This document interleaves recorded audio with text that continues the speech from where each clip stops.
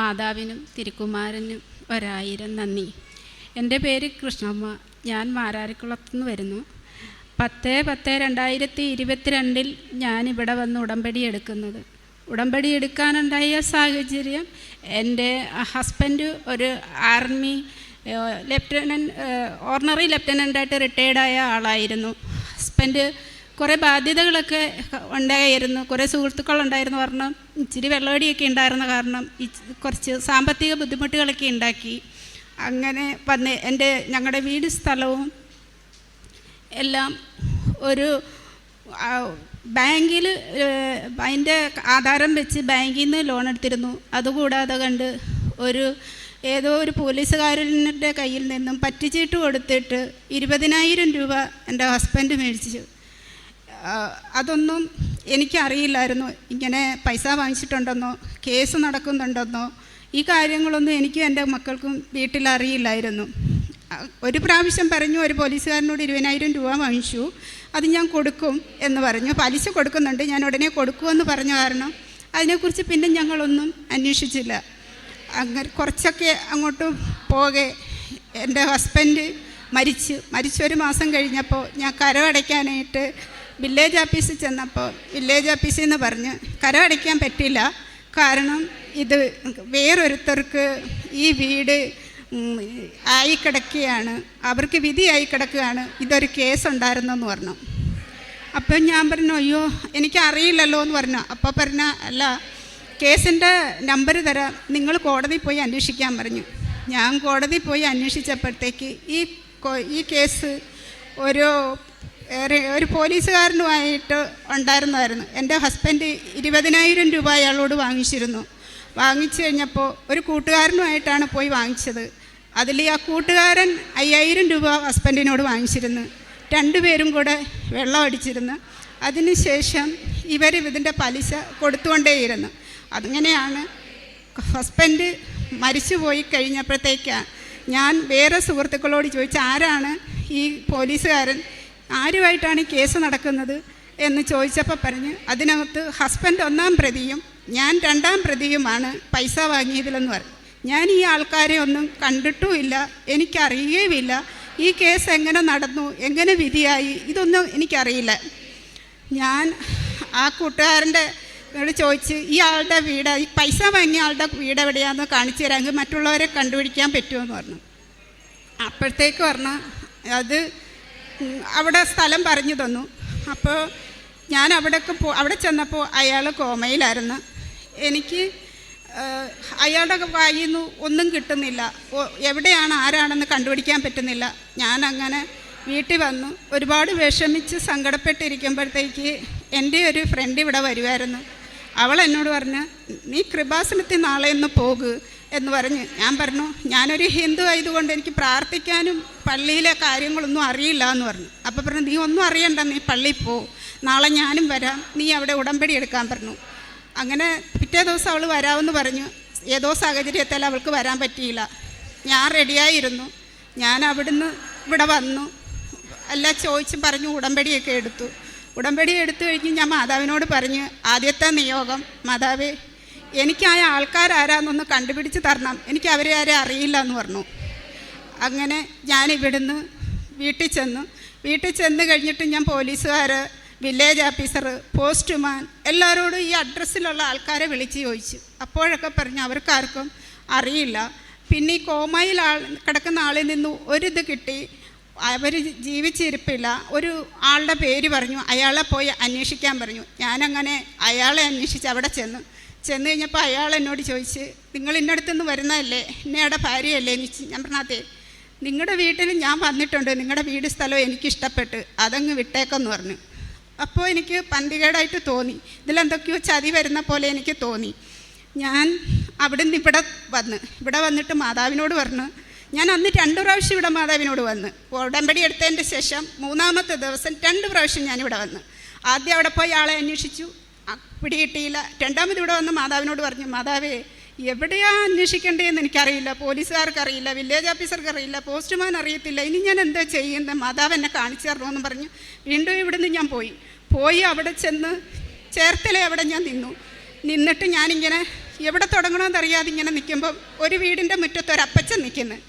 ഞാൻ ആ അപ്പച്ചൻ്റെ അരികെ നടന്നു ചെന്നിട്ട് അപ്പച്ചനോട് ചോദിച്ചു, അപ്പച്ച ഈ അഡ്രസ്സിലുള്ള ആൾക്കാരെ ആരെങ്കിലും ഈ സ്ഥലം എവിടെയാണെന്നോ ഇതെന്താണെന്ന് അപ്പച്ചൻ അറിയാവോ എന്ന് ചോദിച്ചു.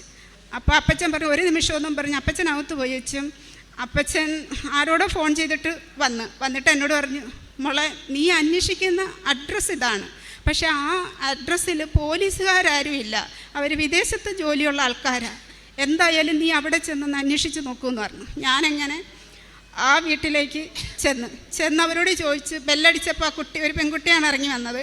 ആ കുട്ടി അന്നേരം ഞാൻ പറഞ്ഞു, മോളെ ഈ പറയുന്ന പേരുകാരുടെ വീടാണോ ഇത്, ഈ വീട് ഈ അഡ്രസ്സിലെ വീടാണോ ചോദിച്ചപ്പോൾ അതേന്ന് പറഞ്ഞു. അപ്പം ഞാൻ പറഞ്ഞു, അച്ഛനോ അമ്മയോ ഉണ്ടോ ഒന്ന് വിളിക്കാമോ എന്ന് ചോദിച്ച്.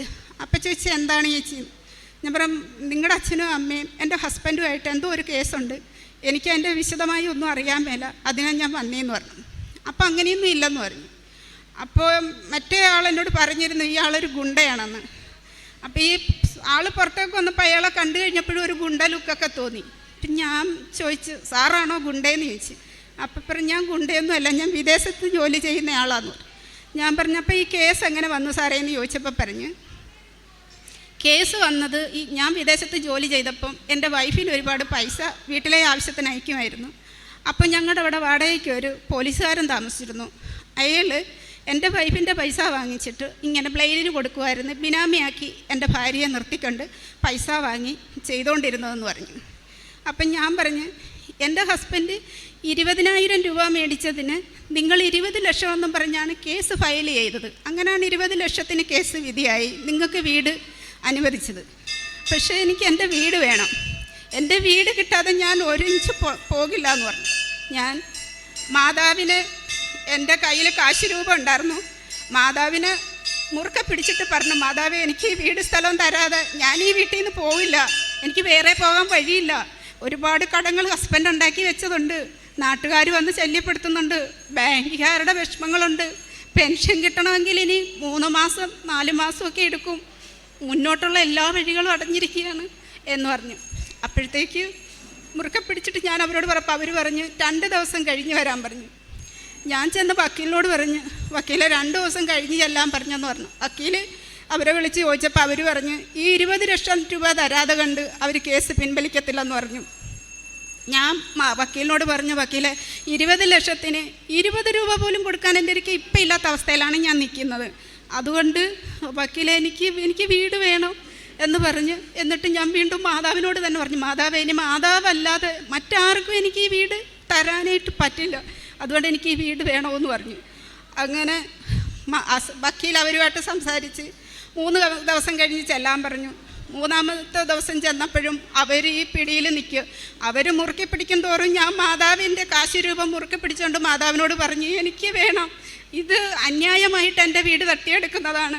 20,000-ന് ഒരുപാട് പ്രാവശ്യം എൻ്റെ ഹസ്ബൻഡിൻ്റെ ഒരിക്കൽ വന്ന് ഒരു വക്കീൽ വന്ന് പൈസ മേടിച്ചുകൊണ്ട് വന്ന് ഞാൻ കണ്ടിട്ടുണ്ട്, പക്ഷേ അതൊന്നും എനിക്കറിയത്തില്ല എന്തായിരുന്നു എന്നാണെന്ന്, അതുകൊണ്ട് ഇത് ചതിയാണ് മാതാവേ, എൻ്റെ വീട് എനിക്ക് വേണമെന്ന് പറഞ്ഞു. 3-ാമത്തെ ദിവസം 3 മണിയായപ്പം വക്കീലുമായിട്ട് ചെല്ലാൻ പറഞ്ഞു. വക്കീലുമായിട്ട് ചെന്ന് കഴിഞ്ഞപ്പോഴത്തേക്കും ആ സ്ത്രീ ഒരേ പിടുത്തത്തിൽ നിന്ന് അവർക്ക് 20 ലക്ഷം രൂപ വേണമെന്ന് പറഞ്ഞു. ഞാൻ ഇവിടെ വന്നേച്ചും വീണ്ടും പോയി, ഇവിടെ വീണ്ടും ഞാൻ വന്നേച്ചും ഞാൻ വീണ്ടും പോയി വക്കീൽ വരുവാണെങ്കിൽ അവരൊപ്പിടാന്ന് പറഞ്ഞു. അപ്പോഴത്തേക്കും ഞാൻ വക്കീൽ അന്നേരം ഗുമസ്തനെ പറഞ്ഞു വിട്ട്, വക്കീലിന് വേറെന്തോ ആവശ്യമുള്ളതുകൊണ്ട് വക്കീൽ പോയി. വക്കീൽ വരുവാണെങ്കിൽ ഇടാം, ഇല്ല ഇന്ന് കഴിഞ്ഞ് അവർ ഇടത്തുമില്ലെന്ന് പറഞ്ഞു. അപ്പം ഞാൻ അവിടെ നിന്ന് മാതാവിനെ വിളിച്ച്, മാതാവേ വക്കീൽ എവിടെ ആണെങ്കിലും ഇവിടെ കൊണ്ടുവരണമെന്ന് പറഞ്ഞു. അങ്ങനെ ഒരു 10 മിനിറ്റ് കഴിഞ്ഞപ്പോഴത്തേക്ക് വക്കീലിൻ്റെ കോൾ വന്നു, കൃഷ്ണ നീ അവിടെ തന്നെ നിന്നോ, ഞാൻ ഇപ്പം വരുമെന്ന് പറഞ്ഞു. അങ്ങനെ വക്കീൽ വന്ന് അതിൻ്റെ നിയമവശങ്ങളൊക്കെ അവരോട് പറഞ്ഞ്, ഇങ്ങനെ പ്രശ്നങ്ങളുണ്ട്, ഈ വീട് അവരുടേതാണ്, ഇത് അന്യായമായതാണെന്ന് നമുക്ക് എല്ലാവർക്കും അറിയാം, അയാൾ പോലീസുകാരൻ പൈസ മേടിച്ചെടുത്തതിന് ഇവരെന്ത് ചെയ്യാനാ, അവരുടെ കിടപ്പാടം വിട്ടുകൊടുക്കണം എന്ന് പറഞ്ഞു. അങ്ങനെ അവർ കുറേ നേരം ഇങ്ങനെ ഇരുന്ന് തരില്ല, പൈസ കൊടുക്കണമെന്നുള്ള വാശിയിലിരുന്നു. ഞാൻ മാതാവിനെ പ്രാർത്ഥിച്ച് മുറുക്കെ പിടിച്ചിരുന്ന് ഒരു സെക്കൻഡിനുള്ളിൽ അവരുടെ ഭർത്താവും മകളും കൂടെ ഇറങ്ങി വന്നിട്ട് പറഞ്ഞു, അമ്മേ ഒപ്പിട്ട് കൊടുക്കുക, ഇത് അന്യായമാണെന്ന് പറഞ്ഞു. അങ്ങനെ ആ സ്ത്രീ ഒപ്പിട്ട് തന്നു കഴിഞ്ഞപ്പോഴത്തേക്ക് ആ വീടും സ്ഥലവും അവരൊപ്പിട്ട് തന്നു കഴിഞ്ഞപ്പോൾ എനിക്ക് അവർക്ക് പെട്ടെന്ന് എന്തെങ്കിലും കൊടുക്കണമെന്ന് എനിക്കൊരാഗ്രഹം തോന്നി. കൊടുക്കാൻ എൻ്റെ കയ്യിലൊന്നുമില്ല, കുറച്ച് ചില്ലറ രൂപ മാത്രമേ ഉണ്ടായിരുന്നുള്ളൂ. ഞാൻ ഓടിപ്പോയി കുറേ ഫുഡ് വാങ്ങിച്ച്, അവർക്കിഷ്ടപ്പെട്ട ഫുഡാണെന്ന് അറിയാവുന്നുണ്ട്, അവരവിടെ പറഞ്ഞു കേട്ടതുകൊണ്ട് ഞാൻ ആ ഇഷ്ടപ്പെട്ട ഫുഡുകൾ കുറേ വാങ്ങിച്ചിട്ട് ഞാൻ അവർക്ക് കൊടുത്തിട്ട് പറഞ്ഞു, എനിക്ക് തരാൻ ഇതേ ഉള്ളൂ, ഇപ്പോൾ എൻ്റെ ഒരു മനസ്സമാധാനത്തിന് സ്വീകരിക്കണമെന്നും പറഞ്ഞ് അവർക്ക് കൊടുത്തിട്ട് ഞാൻ വീട്ടിൽ വന്ന് 2 ദിവസം കഴിഞ്ഞപ്പോൾ ബാങ്കിൽ നിന്ന് വിളി വന്നു, നിങ്ങളുടെ ഹസ്ബൻഡ് പണം അടച്ചിട്ടില്ല, 6 മാസമായിട്ട് കുടിശ്ശിക വരുത്തിയിട്ടുള്ളതുകൊണ്ട് ഹസ്ബൻഡ് മരിച്ചു പോയാൽ ഇത് എഴുതി തള്ളാൻ പറ്റില്ല, ഇത് അടച്ചുകൊണ്ടാണ് ഇരുന്നിരുന്നെങ്കിൽ ഇത് എഴുതി തള്ളിപ്പോയാനേ, അതുകൊണ്ട് നിങ്ങൾ പൈസ കൊണ്ടുവന്ന് അടയ്ക്കണമെന്ന് പറഞ്ഞു. അപ്പം ഞാൻ പറഞ്ഞു 3.5 ലക്ഷം രൂപ എന്തോ അടയ്ക്കണമെന്നാണ് അവർ പറഞ്ഞത്. ഞാൻ പറഞ്ഞു എൻ്റെ കയ്യിലില്ല, എനിക്ക് അടയ്ക്കാനും നിവൃത്തിയില്ലെന്ന് പറഞ്ഞു. അപ്പോൾ ബാങ്കുകാർക്കൊന്നും ചെയ്യാൻ പറ്റില്ല എന്ന് പറഞ്ഞു. അങ്ങനെ വീണ്ടും ഞാൻ ഇവിടെ വന്ന് മാതാവിനോട് പറഞ്ഞു, മാതാവേ കയ്യിലൊന്നുമില്ല, ആധാരം എനിക്ക് വേണം, ആധാരം വല്ല പണയപ്പെടുത്തിയിട്ട് വേണം മറ്റുള്ളവരെയൊക്കെ പിടിച്ചു നിർത്താനെങ്കിലും, അതുകൊണ്ട് എന്നെ സഹായിക്കണം. മാതാവ് പറഞ്ഞു എൻ്റെ ആധാരം മേടിച്ച് എനിക്ക് തരണമെന്ന് പറഞ്ഞു. അങ്ങനെ ഇവിടെ വന്ന് പറഞ്ഞു വെച്ചു. ഞാൻ ബാങ്കിൽ ചെന്ന് അവരുമായി സംസാരിച്ച്, അപ്പോൾ അവർ പറഞ്ഞു അതൊരു കമ്മിറ്റി കൂടാനുണ്ട്, അപ്പോൾ അവർ പറയുന്ന എമൗണ്ട് അടയ്ക്കണമെന്ന് പറഞ്ഞു. അപ്പം ഞാൻ വീണ്ടും ഇവിടെ വന്നിട്ട് മാതാവിനോട് പറഞ്ഞു, മാതാവ് എൻ്റെ കയ്യിലില്ല, എനിക്ക് ഒതുങ്ങാൻ പറ്റാത്തതൊന്നും പറയിപ്പിക്കല്ലേ എന്ന് പറഞ്ഞ് വിഷമിച്ച്. പിറ്റേ ദിവസം രാവിലെ അവിടുന്ന് ബാങ്കിൽ നിന്ന് മാഡത്തിൻ്റെ വിളി വന്ന് എന്നോട് പറഞ്ഞു, കൃഷ്ണ ഒരു 50,000 രൂപ അടച്ചോ, പെട്ടെന്ന് മക്കളെയും കൊണ്ടുവന്നിട്ട് ഒരു പേപ്പറിൽ ഒപ്പിട്ടിട്ട് നിങ്ങൾ കൊണ്ടുപോക്കോളൂ ആധാരമെന്ന് പറഞ്ഞു. അങ്ങനെ ആ വീടിൻ്റെ ആധാരം എനിക്ക് തിരിച്ചു കിട്ടി. അതിനുശേഷം നാട്ടുകാരും കൂട്ടുകാരുമായ കടക്കാർ ഹസ്ബൻഡ് എഴുതി വെച്ചേക്ക കൂടുതൽ കടങ്ങൾ പൈസകൾ മരിച്ചു കഴിഞ്ഞപ്പോൾ അവർ വന്നിച്ചും അത് ചോദിക്കാൻ തുടങ്ങി. നിൽക്കാൻ നിവർത്തിയില്ല, അവർ വഴക്ക് എന്ത് ചെയ്യണമെന്നും അറിയാൻ മേല. വീണ്ടും മാതാവിനെ വിളിക്കും, ഞാൻ ഇവിടെ വരും, മാതാവിനെ കാണും, കാര്യം പറയും, സങ്കടം പറയും, ഞാൻ പോകും. അങ്ങനെ എൻ്റെ ഹസ്ബൻഡ് മരിച്ചിട്ട് പെൻഷൻ കിട്ടണേ 5-6 മാസം എടുക്കും. അപ്പോൾ പെൻഷൻ അന്വേഷിച്ച് അവിടെ ചെന്നപ്പം പെൻഷനിൽ നിന്ന് ഹസ്ബൻഡ് ലോൺ എടുത്തിട്ടുണ്ടെന്നറിഞ്ഞ്. അപ്പോൾ അവർ പറഞ്ഞ് പെൻഷൻ എങ്ങനെയായാലും മാഡം 6 മാസം എടുക്കും, അതിൻ്റെ ഉള്ളിൽ കിട്ടില്ല. അതേപോലെ തന്നെയാണ് ഇൻഷുറൻസ് പൈസ ഒരു 1.5 ലക്ഷം രൂപയുണ്ട്, അത് കിട്ടണമെങ്കിലും 6 മാസം എടുക്കും എന്ന് പറഞ്ഞു. അപ്പോൾ ബാങ്കിലുള്ളവർക്ക് എന്നെ അറിയാം, എൻ്റെ സങ്കടങ്ങളും അറിയാം. അവർ പറഞ്ഞു, ചേച്ചി ഞങ്ങളെ കൊണ്ടാകാവുന്ന ചേച്ചിയെ സഹായിക്കും, ചേച്ചിയുടെ അവസ്ഥ ഞങ്ങൾക്കറിയാം. കാരണം സാറ് മരിക്കുന്നേക്കാൾ 1 മാസം മുമ്പാണ് സാറ് വന്ന് ആർക്കോ വേണ്ടിയിട്ടാണ് പെൻഷൻ ലോൺ എടുത്തു കൊടുത്തത്, അത് ഞങ്ങൾക്കറിയാമെന്ന് പറഞ്ഞു. പക്ഷേ ആ ആൾക്കാരെ ഞങ്ങൾക്ക് അറിയത്തില്ല ചേച്ചി എന്ന് പറഞ്ഞു. അങ്ങനെ ആ ഒരു സങ്കടവുമായിട്ട് ഞാൻ അവിടുന്ന് തിരിച്ചു വന്നിട്ട് വീണ്ടും ഞാൻ മാതാവിനോട് പറഞ്ഞു, മാതാവേ ഇനി ഞാൻ അന്വേഷിക്കാൻ പോകുന്നത് നേരെ ഡൽഹിയിലേക്കാണ്, ആർമി ഹെഡ്ക്വാർട്ടറിലേക്ക് ഞാൻ വിളിക്കാൻ പോവുകയാണ്. മാതാവ് എൻ്റെ കൂടെ നിന്ന് എൻ്റെ ഒപ്പം നിന്ന് സംസാരിക്കണമെന്ന് പറഞ്ഞു. അങ്ങനെ കാശ് രൂപവും കയ്യിലെടുത്ത് പിടിച്ചുകൊണ്ട് ഞാൻ ഡൽഹിയിലേക്ക് വിളിച്ചു കഴിഞ്ഞപ്പോൾ ഒരു സർദാറാണ് ഫോണെടുത്ത് കഴിഞ്ഞ് പുള്ളിക്കാരനോട് ഞാൻ കാര്യങ്ങളൊക്കെ പറഞ്ഞു. പുള്ളിക്കാരനോട് എന്നോട് പറഞ്ഞ് ആ ഇൻഷുറൻസിൻ്റെ പേപ്പർ കൊറിയറിൽ എത്രയും വേഗം അയച്ചു തരാൻ പറഞ്ഞു. ഞാൻ അപ്പോൾ തന്നെ അത് കൊറിയർ ചെയ്ത് അയച്ചു കൊടുത്ത് 3-ാമത്തെ ദിവസം അവിടുന്ന് സർദാർ എന്നെ വിളിച്ചിട്ട് പറഞ്ഞു, മേഡം അക്കൗണ്ടിലേക്ക് നോക്കൂ, പൈസ കയറിയിട്ടുണ്ട് കേട്ടോ എന്ന് പറഞ്ഞു. അപ്പോൾ എനിക്കൊരു സമാധാനമായി. പിന്നെ അയൽവക്കത്തിൽ നിന്ന് കള്ളത്തരം പറഞ്ഞിട്ടാണെങ്കിലും ബഹളം വെച്ചിട്ട് വന്നവരാണെങ്കിലും അവരോട് വഴക്കിടാൻ നിൽക്കാതെ അവർ ചോദിച്ച പൈസ അവരുടെയൊക്കെ കൊടുത്ത് ഞാൻ നിർത്തി. പിന്നെ കുറേ ബാങ്കുകളിൽ നിന്ന് ലോൺ എടുത്തിട്ട് ഈ സാധാരണ ബഹളം ഉണ്ടാക്കുന്നവരെയൊക്കെ പിടിച്ചു നിർത്താൻ എന്നെ മാതാവ് സഹായിച്ചു. ഈ ഇതെല്ലാം കഴിഞ്ഞപ്പോഴത്തേക്ക് എനിക്ക് എവിടെ പോകണമെങ്കിലും ഓട്ടോ പിടിക്കണം, അല്ലേ കുട്ടികളുടെ സഹായം വേണം, കുട്ടികൾക്ക് ജോലിക്ക് പോകണം, അവർക്ക് എൻ്റെ കൂടെ വരാൻ പറ്റില്ല, പെൻഷൻ്റെ കാര്യത്തിനായാലും എല്ലാം ഒരുപാട് ഓടണം. ആകെ ഒരു വിഷമം, ഇനിയും മുന്നോട്ട് ജീവിതം കൊണ്ടുപോകുമ്പോൾ എന്താ ചെയ്യുകയെന്ന് ഓർത്തിട്ട് ഒരു വിഷമം തോന്നി. ഞാൻ മാതാവിനോട് പറഞ്ഞു, ഒന്ന് ഡ്രൈവിങ് പഠിച്ചാൽ കൊള്ളാമെന്നുണ്ടെന്ന് പറഞ്ഞു. അങ്ങനെ എന്തും ഞാൻ ചെയ്യാൻ നേരത്ത് ഇവിടെ വന്ന് ആ വാതിക്കേ നിന്നിട്ടായാൽ പോലും, ഇവിടെ തിരക്കാണെ ആരെയും ശല്യപ്പെടുത്താതെ വാതിക്കേ നിന്ന് മാതാവിനോട് കാര്യം പറയും, ഞാനങ്ങ് പോകും. ഞാൻ അവിടെ പോയി വീട്ടിൽ ചെന്ന് കഴിഞ്ഞ് ഇങ്ങനെ ഡ്രൈവിങ് പഠിക്കാനായിട്ടുള്ള ഒരു ഇത് വന്നു. അപ്പോൾ 2 ദിവസം പോയി. 3ൻ്റെ അന്ന് അവർ പറഞ്ഞ് ടെസ്റ്റ് എഴുതണമെന്ന് പറഞ്ഞു. അപ്പോൾ ടെസ്റ്റ് എഴുതണമെന്ന് പറയുമ്പോഴത്തേക്ക് അവർ തലേ ദിവസം രാത്രി പറയുന്ന മൊബൈലിൽ നോക്കി പഠിച്ചാൽ മതി, പിറ്റേ ദിവസം എഴുതണമെന്ന് പറഞ്ഞു. അപ്പം ഞാൻ വിചാരിച്ച് ഈ മൊബൈലിൽ നോക്കിയിട്ട് പഠിക്കാൻ പറ്റേ ഈ ചിഹ്നങ്ങളൊക്കെ ഇച്ചിരി ബുദ്ധിമുട്ടുണ്ടാക്കുമല്ലോ എന്നിങ്ങനെ മനസ്സിലോർത്തു. എന്നിട്ട് ഞാൻ ടെസ്റ്റിന് പോയി. ടെസ്റ്റിന് ചെന്ന് അവിടെ നിന്ന് കഴിഞ്ഞപ്പം ഡിഗ്രിക്കാരായ പിള്ളേരെല്ലാം ഫെയിലിയർ എന്നും പറഞ്ഞ് ഇറങ്ങി വരുന്നു. എനിക്കാണെങ്കിൽ കമ്പ്യൂട്ടറും അറിയാൻ മേല.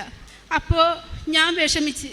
അപ്പം ഞാൻ മാതാവിനോട് പറഞ്ഞു, മാതാവേ എനിക്കൊന്നും അറിയത്തില്ല, മാതാവിൻ്റെ അനുവാദത്തോടെ ഞാൻ വന്നിരിക്കുന്നത്, എന്നെ എങ്ങനെയാണെന്ന് വെച്ചാൽ ജയിപ്പിച്ച് തരണമെന്നൊക്കെ പറഞ്ഞു. ഞാൻ കയറി, കാശി രൂപവും കൈ പിടിച്ചുകൊണ്ട് തന്നെ കയറി. എല്ലാവരും ടെസ്റ്റ് എഴുതുന്ന എനിക്ക് തന്നെ അറിയില്ല, എത്ര വേഗം ഞാൻ ടെസ്റ്റ് എഴുതിയെന്നും എനിക്കറിയില്ല. ഞാൻ എല്ലാവരേക്കാൾ മുമ്പ് ടെസ്റ്റ് എഴുതി പുറത്തും വന്ന്. അപ്പോഴത്തേക്ക് പോലീസുകാരൻ ചോദിച്ച് കഴിഞ്ഞോ എന്ന് ചോദിച്ചു. നമ്മൾ കഴിഞ്ഞു, പാസ്സാണോ? നമ്മൾ അതെനിക്കറിയില്ല, എനിക്ക് അങ്ങോട്ട് നോക്കാനുള്ള ഇതുപോലും ഇല്ലെന്ന് പറഞ്ഞു. അപ്പോൾ പുള്ളിക്കാരൻ നോക്കിയിട്ട് പറഞ്ഞു പാസ്സാണെന്ന് പറഞ്ഞു. അങ്ങനെ ഞാൻ അവിടെ നിന്നും പോന്നു.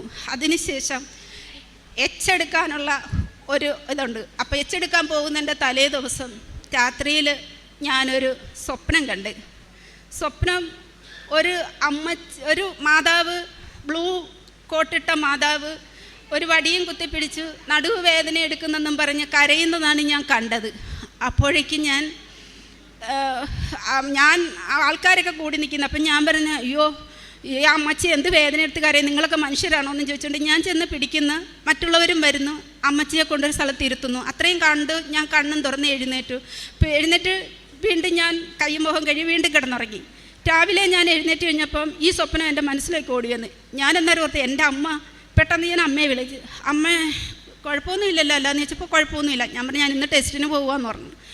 അങ്ങനെ ഞാൻ ടെസ്റ്റിന് പോയി എച്ചെടുത്തു. റോഡ് എടുക്കാനായിട്ട് ഞാൻ പോകുമ്പോഴത്തേക്ക് എനിക്കൊരു കോൾ വന്നു. എൻ്റെ ബ്രദറിൻ്റെതായിരുന്നു. ചേച്ചി ഒന്ന് ജില്ലാ ഹോസ്പിറ്റലിൽ വരെ വരണം. ഞാൻ ചോദിച്ചു എന്താണ്? അത് അമ്മയൊന്ന് വീണെന്ന് പറഞ്ഞു. അപ്പം ഞാൻ പറഞ്ഞ് കുഴപ്പമുണ്ടോ, എന്തെങ്കിലും കുഴപ്പമുണ്ടോ? ഇല്ലെന്ന് പറഞ്ഞു. ഞാൻ പറഞ്ഞ് ശരി. അപ്പം ഞാൻ സാറേ ഞാൻ റോഡ് പിന്നെ എടുത്തോളാം, ഞാനിപ്പോൾ എൻ്റെ അമ്മ വീണ് ഞാൻ പോവുകയാണ് എന്നും പറഞ്ഞുകൊണ്ട് ഞാൻ കുറേ ദൂരം വന്നപ്പം എൻ്റെ സഹോദരൻ വീണ്ടും വിളിച്ചിട്ട് എന്നോട് പറഞ്ഞ് ചേച്ചി അമ്മയുടെ നട്ടലിന് പൊട്ടലുണ്ട്, അമ്മയെ വീട്ടിൽ കൊണ്ടുപോക്കൂ, പ്രായമായതുകൊണ്ട് ഇനി ഒന്നും ചെയ്യാൻ പറ്റില്ല എന്ന് ഡോക്ടർ പറഞ്ഞ് വീട്ടിൽ കിടത്തിയാൽ മതിയെന്ന് പറഞ്ഞു. അപ്പോൾ ആകെ മൊത്തം വിഷമത്തിലായി. അവിടുന്ന് ഞാൻ എൻ്റെ അനിയത്തി പറഞ്ഞു അവിടെ വീട്ടിലേക്ക് കൊണ്ടുപോകാമെന്ന് പറഞ്ഞു. ഞാൻ പറഞ്ഞു ശരി ഞാൻ അങ്ങോട്ട് വരാമെന്ന് പറഞ്ഞു. ഞാൻ അങ്ങോട്ട് ചെന്നപ്പോൾ അവിടെ ഇരിക്കലേക്കാളും ഒന്നുകൂടെ അമ്മച്ചിക്ക് സൗകര്യം എൻ്റെ ഇരിക്കുകയായിരിക്കുമല്ലോ എന്ന് എനിക്കൊരു തോന്നൽ വന്ന് ഞാൻ അമ്മച്ചിയെ അവളോട് ചോദിച്ചിട്ട് അമ്മയെ വീട്ടിലേക്ക് കൊണ്ടുവന്നു. വീട്ടിൽ കൊണ്ടുവന്ന് കഴിഞ്ഞിട്ട് അമ്മയുടെ വേദനയും കിടപ്പും സങ്കടവും ഒക്കെ കണ്ടിട്ട് എനിക്ക് സഹിക്കാൻ പറ്റുന്നില്ല. എന്ത് ചെയ്യണമെന്ന് ഓർത്ത് പെട്ടെന്നാണ് മാതാവിൻ്റെ തൈലം എൻ്റെ മനസ്സിലേക്ക് ഓർമ്മ വന്നത്. ഓടിച്ചെന്ന് മാതാവിൻ്റെ തൈലം എടുത്ത് അമ്മയുടെ നടുവിനും ശരീരത്തും എല്ലാം തേച്ച് വിശ്വാസ പ്രമാണം ചൊല്ലി ഞാൻ അവിടെ ഇരുന്ന് എനിക്കറിയാവുന്ന പോലെ കൊന്ത ചൊല്ലി. എൻ്റെ കണ്ണുനീര് കൊണ്ട് എൻ്റെ അമ്മയുടെ ശരീരം നനഞ്ഞിട്ടുണ്ട്. അന്നങ്ങനെ പോയി. പിറ്റേ ദിവസവും തൈലമിട്ട് ഞാൻ അവിടെ ഇരുന്ന് കൊന്ത ചൊല്ലി. 3ൻ്റെ അന്ന് രാത്രി തൈലമിട്ടിട്ട് ഞാൻ പോയി കിടന്ന് കഴിച്ചിട്ട് ബാത്റൂമിൽ വെള്ളം വീഴുന്ന സൗണ്ട് കേട്ട് ഞാൻ വിശ്വ ബാത്റൂമിൽ വെള്ളം വീഴുന്ന സൗണ്ട്. ഞാൻ പതുക്കെ എഴുന്നേറ്റ് അവിടെ വന്ന് നോക്കി. അപ്പം അമ്മ കട്ടിലേലില്ല, ബാത്റൂമിലാണ്. അപ്പം ഞാൻ വിചാരിച്ചു അമ്മ എങ്ങനെ പോകും ബാത്റൂമിൽ, അമ്മയ്ക്ക് എഴുന്നേക്കാൻ പറ്റില്ലല്ലോ. അപ്പം പെട്ടെന്ന് മനസ്സിൽ വന്നു മാതാവ് എൻ്റെ അമ്മേനെ എഴുന്നേൽപ്പിച്ച എന്നൊരു തോന്നൽ എനിക്ക് വന്നു. ഞാൻ നോക്കിയപ്പോൾ അമ്മ ഇന്ത്യൻ ക്ലോസറ്റില്ല. അപ്പം ഈ നട്ടലിന് പൊട്ടലുള്ള ഒരാൾക്ക് ഇന്ത്യൻ ക്ലോസറ്റിൽ എങ്ങനെ ഇരിക്കാൻ പറ്റുമെന്ന് എനിക്കൊരു തോന്നൽ വന്നു. അപ്പോൾ എൻ്റെ മാതാവ് എൻ്റെ അമ്മയെ സുഖപ്പെടുത്തിയെന്ന് ഞാൻ മനസ്സിൽ ഉറപ്പിച്ച് ഞാൻ അവിടുന്ന് തിരിച്ച് വന്ന് കുരിശ് വരച്ച് മാതാവിനോട് നന്ദിയും പറഞ്ഞ് ഞാൻ കർത്താവിനോടും നന്ദി പറഞ്ഞ് അവിടെ ഇരുന്ന് ബൈബിളും ഇച്ചിരിയൊക്കെ വായിച്ച് നോക്കി. എന്നിട്ട് ഞാൻ അമ്മച്ചിയെ പോയി നോക്കി, കുഴപ്പമില്ല. പിറ്റേ ദിവസം ഞാൻ രാവിലെ എഴുന്നേറ്റ് വരുമ്പോൾ അമ്മ ഹാളിൽ വന്നിരിക്കുന്ന ഞാൻ കാണുന്നത്. അപ്പം നടക്കാൻ പറ്റാത്ത അമ്മ ഹാളിൽ വന്നു. പിന്നെ ഇപ്പം എൻ്റെ അമ്മ പറമ്പ് മുഴുവൻ ഓടി നടക്കും. എൻ്റെ അമ്മയ്ക്ക് ഒരു കുഴപ്പവുമില്ല. അത് പിന്നീട് എൻ്റെ ജീവിതത്തിൽ സംഭവിച്ചതാണ്. ഈ കടക്കാർ വന്നു കഴിഞ്ഞാൽ ഈ കടക്കാരുടെ ചില്ലറ കടങ്ങളെ നിർത്താനൊരു വഴിയുമില്ല. അങ്ങനെയാണ് എനിക്ക് വീണ്ടും ലോൺ വഴിയും മക്കൾ വഴിയൊക്കെ കുറച്ച് പൈസ ശരിയായി. കുറേ കൂടെ എനിക്ക് കടങ്ങൾ, അങ്ങനെ 5 ലക്ഷം രൂപ ആ കടങ്ങൾ തീർത്തു. 20 ലക്ഷം കൊടുക്കണമെന്ന് പറഞ്ഞ പ്രമാണം 1 രൂപ പോലും കൊടുക്കാതെ എൻ്റെ മാതാവ് എനിക്ക് തിരിച്ചു തന്നു. അതുപോലെ തന്നെയാണ് അവിടെ സൊസൈറ്റിയിൽ നിന്നും അവർ 3.5 ലക്ഷം രൂപ കൊടുക്കണമെന്ന് പറഞ്ഞവിടെ വെറും 50,000 രൂപ കൊടുത്തിട്ട് മാതാവ് ആ ആധാരം എൻ്റെ കയ്യിൽ എനിക്കായി തന്ന്. അത് പിന്നെ എനിക്കൊരു വണ്ടി ഓടിച്ച് പഠിക്കാനൊരു വണ്ടി എടുക്കണമെന്നൊരാഗ്രഹം തോന്നി. അങ്ങനെ ഞാനൊരു വണ്ടി അന്വേഷിച്ച് സെക്കൻഡ് ഹാൻഡ് എടുക്കാമെന്ന് വിചാരിച്ചുകൊണ്ട് ഒരു 50,000 രൂപ സ്വരുക്കൂട്ടിക്കൊണ്ട് ഞാൻ എറണാകുളം ചേർത്തല എല്ലാം പോയി അന്വേഷിച്ച്. അപ്പോൾ എല്ലാം 3-4 ലക്ഷം രൂപയെങ്കിലും ഒക്കെ ഇല്ലാതെ പറ്റില്ല. അങ്ങനെ മനസ്സൊരു വിഷമിച്ച് നടന്നു. അപ്പോൾ ഞാൻ വീട്ടിൽ നിന്ന് ഇറങ്ങുമ്പോൾ മാതാവിനോട് പറഞ്ഞു, മാതാവേ എനിക്ക് വണ്ടി ഓടിച്ച് പഠിക്കണം, മാതാവിൻ്റെ എനിക്ക് വണ്ടി ഓടിച്ച് വരണം, എനിക്കുള്ള വണ്ടി എവിടെയാണോ അവിടെ കൊണ്ടുപോയി ഏതാണോ മാതാവ് കാണിച്ചു തരണം, നല്ലതും ചീത്തയൊന്നും നോക്കിയെടുക്കാൻ എനിക്ക് അറിയത്തുമില്ലെന്ന് പറഞ്ഞു. ഇങ്ങനെ പറഞ്ഞിട്ടാണ് ഞാൻ വീട്ടിൽ നിന്ന് പോയത്. ഞാൻ അവിടെ എല്ലാം തിരക്കിയിട്ട് എനിക്ക് വണ്ടി എടുക്കാൻ പറ്റാതെ തിരിച്ച് വിഷമിച്ച് ഞാൻ പറഞ്ഞു, മാതാവേ എന്ന് മാത്രം വിളിച്ചിട്ട് ഞാൻ തിരിച്ച് വരാനായിട്ട് ഇരിക്കുമ്പോൾ എൻ്റെ ആങ്ങളയുടെ മകളുടെ ഒരു കോള് വരുന്നു. ഹുണ്ടായി എന്നാണ് വിളിച്ചിട്ട് പറഞ്ഞു, അപ്പം എവിടെയെന്ന് ചോദിച്ചപ്പോൾ ഞാൻ പറഞ്ഞു, ഇങ്ങനെ ഒരു വണ്ടി അന്വേഷിച്ച് വന്നാൽ കിട്ടിയില്ലടി വെച്ചതെന്ന്. അപ്പോൾ അപ്പം ഇങ്ങോട്ടൊന്ന് വരുമോ എന്ന് ചോദിച്ചു. ഞാൻ പറയേ പുതിയ വണ്ടിയൊന്നും നമുക്ക് പറ്റത്തില്ലപ്പാന്ന് പറഞ്ഞു. അല്ല വാന്ന് പറഞ്ഞു. അങ്ങനെ ഞാൻ ഇവിടുന്ന് അവിടെ ചെന്ന് കഴിഞ്ഞ് ഞാൻ മാതാവിനോട് വീണ്ടും പറഞ്ഞു, കാശുരൂപത്തെ നോക്കിക്കൊണ്ട് തന്നെ പറഞ്ഞു, മാതാവേ ഇതിലേതാണ് എൻ്റെ വണ്ടി, ഏതാണ് എനിക്ക് തരാൻ ഉദ്ദേശിച്ചിരിക്കുന്നത് എന്ന് ചോദിച്ചപ്പോഴത്തേക്ക് ഒരു ആഷ് കളറിലെ ഒരു വണ്ടി, ആ വണ്ടിയുടെ അരികെ കൊണ്ടുപോയി എന്നെ നിർത്തി. അവർ ചോദിച്ച് വണ്ടി കയറിയിരുന്നു നോക്കാൻ പറഞ്ഞ് ഞാൻ വണ്ടി കയറിയിരുന്നു നോക്കി. വണ്ടി നിയോസ് i10 ആണ്. എനിക്കിഷ്ടപ്പെട്ടു വണ്ടി. പക്ഷെ ഇതെങ്ങനെ എടുക്കുമെന്നുള്ള ചിന്ത. വീണ്ടും മാതാവിനെ നോക്കി. അപ്പോൾ അവർ പറഞ്ഞു, കുഴപ്പമില്ല, ആ പൈസയിൽ ബാക്കി ലോണാക്കി തരാം, വണ്ടി തരാം, അത് 9,90,000 ചില്ലറ എന്തോ ആണെന്ന് പറഞ്ഞു. ഞാൻ പറഞ്ഞു, മാതാവിൻ്റെ തീരുമാനം അതാണെങ്കിൽ അത് നടക്കട്ടെ എന്ന് പറഞ്ഞു. അങ്ങനെ ആ വണ്ടി എനിക്ക് തന്നു മാതാവ്. അതിനുശേഷം എൻ്റെ വീട്ടിൽ ഒരു സംഭവം നടന്ന്, വീട്ടിലെല്ലാവരും, എൻ്റെ ഒരു ബന്ധുവും ഉണ്ട്, അടുക്കളയിൽ ചായ എടുക്കാനായിട്ട് അവൻ ചായ എടുക്കാൻ അടുക്കളയിലേക്ക് വരുന്നു. ഞാൻ അവിടുന്ന് അടുപ്പയിൽ എന്തോ വെക്കാനായിട്ട് ഞാനിങ്ങനെ നിൽക്കുകയാണ്. എൻ്റെ മക്കളും നിൽപ്പുണ്ട്. അങ്ങോട്ട് നടക്കുന്ന വഴിക്ക് എൻ്റെ 2 കാലും പെട്ടെന്ന് സ്ലിപ്പായപ്പോൾ എൻ്റെ തല ചെന്ന് ഒന്നെങ്കിൽ സ്ലാവിലടിക്കും അല്ലെങ്കിൽ ടൈലിലടിച്ച്, എന്തായാലും ഉറപ്പായൊരു വീഴ്ച. അവർക്കാർക്കും എന്നെ പിടിക്കാൻ പറ്റാത്തത് കൊണ്ടും അവരെല്ലാം കാറിക്കൊണ്ട് കണ്ണടച്ച്. ഞാൻ മറിഞ്ഞപ്പോഴേ മനസ്സിലായി. ഞാൻ അപ്പോൾ ഉടനെ വിളിച്ച്, എൻ്റെ മാതാവേന്ന് നീട്ടി ഒരു വിളി മാത്രം വിളിച്ച് ഞാൻ താഴെ വീണു. എൻ്റെ കൈ, പക്ഷെ ഞാൻ 2 കൈയും പൊക്കി മലന്നാണ് വീണത്. പക്ഷെ എൻ്റെ കൈയുടെ വെള്ള 2ഉം താഴെ വന്ന് ചതഞ്ഞിട്ടുണ്ട്. അപ്പോൾ കുറേ നേരം കഴിഞ്ഞപ്പോൾ എൻ്റെ ഈ ബന്ധു എൻ്റെ തല പൊട്ടിത്തെറിച്ചു എന്ന് മനസ്സിലായി. ഞാനില്ല എന്ന് മനസ്സിലായപ്പോൾ പേടിച്ചിട്ട് ഒരു കണ്ണടച്ച് പിടിച്ചു, ഒരു കണ്ണുകൊണ്ട് അവനിങ്ങനെ നോക്കിയപ്പോഴത്തേക്ക് അവൻ പറയുന്നു, 1 ഇഞ്ച് വ്യത്യാസത്തിൽ എൻ്റെ തലയും പൊങ്ങി നിൽക്കുന്നു, എൻ്റെ നടുവും പൊങ്ങി നിൽക്കുന്നു, എൻ്റെ കൈയും കാലും മാത്രമാണ് താഴെ അടിച്ചിരിക്കുന്നത്. അപ്പോഴത്തേക്ക് എനിക്ക് വേദനയുണ്ട്, എവിടെയാണെന്നറിയില്ല. ഞാൻ എഴുന്നേക്കണോ അനങ്ങണോ എനിക്കൊന്നും അറിയാൻ മേല. ഞാൻ പതുക്കെ അവിടെ കിടന്ന് അനങ്ങി നോക്കി, മാതാവേ എന്ന് വിളിച്ച്. പക്ഷേ ഞാൻ പതുക്കെ എഴുന്നേറ്റു. ഞാൻ എഴുന്നേറ്റപ്പോൾ എൻ്റെ 2 കൈയും മുഴുവൻ ചതഞ്ഞ് കറുത്തിരുണ്ടിരിക്കുന്നു. അതിൻ്റെ വേദനയായിരുന്നു എനിക്ക്. ഞാൻ വന്ന് തൈലം തേച്ച് 2-3 ദിവസം കഴിഞ്ഞപ്പോൾ അതും മാറി. അപ്പോൾ എൻ്റെ വീട്ടിലെല്ലാവർക്കും അതിശയമായി. അയ്യോ ഇതെന്താണ് ഇങ്ങനെയെന്നുള്ള ഇതെല്ലാവർക്കും, അവർക്കിപ്പോഴും എന്നെ പേടിയുണ്ട്. എന്നെ എന്തെങ്കിലും പറയാൻ നേരത്ത് അവർ പറയും മാതാവുണ്ട് എന്നൊരു പേടി ഇപ്പോൾ പൊതുവേ അവർക്കെല്ലാവർക്കും വന്നിട്ടുണ്ട്. എന്നോട് എന്തെങ്കിലും പറയാൻ വരുമ്പോൾ തന്നെ ആ ഒരു പേടി അവർക്ക് വന്നു. വിശ്വാസം വഴി കൃപയാലാണ് നിങ്ങൾ രക്ഷിക്കപ്പെട്ടത്. അത് നിങ്ങൾ നേടിയെടുത്തതല്ല, ദൈവത്തിൻ്റെ ദാനമാണ്. എഫെസൂസുകാർക്ക് എഴുതിയ ലേഖനം 2-ാം അധ്യായം 8-ാം തിരുവചനമാണ്. തൻ്റെ ജീവിതത്തിൽ തൻ്റെ ഹസ്ബൻഡ് മൂലം വരുത്തി തീർത്ത കടങ്ങൾ, അതിനെക്കുറിച്ച് ഒന്നും അറിയാതെ ഹസ്ബൻഡിൻ്റെ മരണശേഷം തങ്ങൾക്ക് ഉള്ള വീട് പോലും പോകും എന്നുള്ള അവസ്ഥയിൽ 20 ലക്ഷം രൂപ കൊടുത്തിട്ടേ വീട് ഇവരുടെ പേരിൽ വരികയുള്ളൂ എന്ന് പറഞ്ഞത്, 1 രൂപ പോലും കൊടുക്കാതെ എങ്ങനെയാണ് ഈ മക്കൾക്ക് തിരിച്ചു ലഭിക്കുന്നത്? അതിനൊക്കെ ഈ മകൾ നടന്ന വഴി അടഞ്ഞവൻ്റെ മുൻപിൽ തുറക്കുന്ന വഴികളാണ് ഉടമ്പടിയുടേത്. അതായത് ഒന്നും അറിയില്ല, ആരെക്കുറിച്ചും ഒന്നും അറിയില്ല, ആർക്ക് കൊടുത്തു എന്നറിയില്ല, ആരിൽ നിന്ന് വാങ്ങിച്ചു എന്നറിയില്ല. അങ്ങനെ ഈ മകൾ അന്വേഷിച്ച് പോകുമ്പോൾ ഉടമ്പടി കാശ് രൂപം ഒരമ്മയുടെ കയ്യിൽ ഒരു കുഞ്ഞ് കൈ പിടിച്ചുകൊണ്ട് നടക്കുന്നത് പോലെ പരിശുദ്ധ അമ്മയെ ചേർത്ത് പിടിച്ച് അമ്മയുടെ കയ്യിൽ പിടിച്ചുകൊണ്ടാണ് ഈ മകൾ തൻ്റെ യാത്ര തുടർന്നത്. അങ്ങനെ ഓരോരോ പ്രതിബന്ധങ്ങൾ ഈ മകൾക്ക് മുന്നിൽ എങ്ങനെയാണ് ഇല്ലാതായതെന്ന് നാം കേട്ടു. അതിനുശേഷം വീണ്ടും 5 ലക്ഷത്തിൻ്റെ കടം വീട്ടുവാൻ സാധിക്കുന്നു. 1.5 ലക്ഷം രൂപ കൊടുക്കണമെന്ന് പറഞ്ഞ് ആധാരം കിട്ടാൻ വേണ്ടി അതിന് വെറും 50,000 മാത്രം കൊടുത്ത് അത് വീണ്ടും എടുക്കുവാൻ സാധിക്കുന്നു. തൻ്റെ ജീവിതത്തിൽ കിട്ടിയ മറ്റ് കൃപകൾ, തനിക്ക് ഇത്രയും പ്രായത്തിനിടയ്ക്ക് ഡ്രൈവിംഗ് ഒക്കെ ഒന്ന് പഠിക്കണം, അതിനൊരു വണ്ടി വേണം. ഇതിനൊക്കെ എങ്ങനെയാണ് ഉടമ്പടിയിൽ ഏത് ആവശ്യത്തിനും ഇവിടെയാണ് ഈ മകൾ വരിക. തൻ്റെ അമ്മയുടെ അടുത്ത് വന്നാണ് പറയുക, വേറെ ആരും ഈ മകൾക്ക് പറയാനില്ല.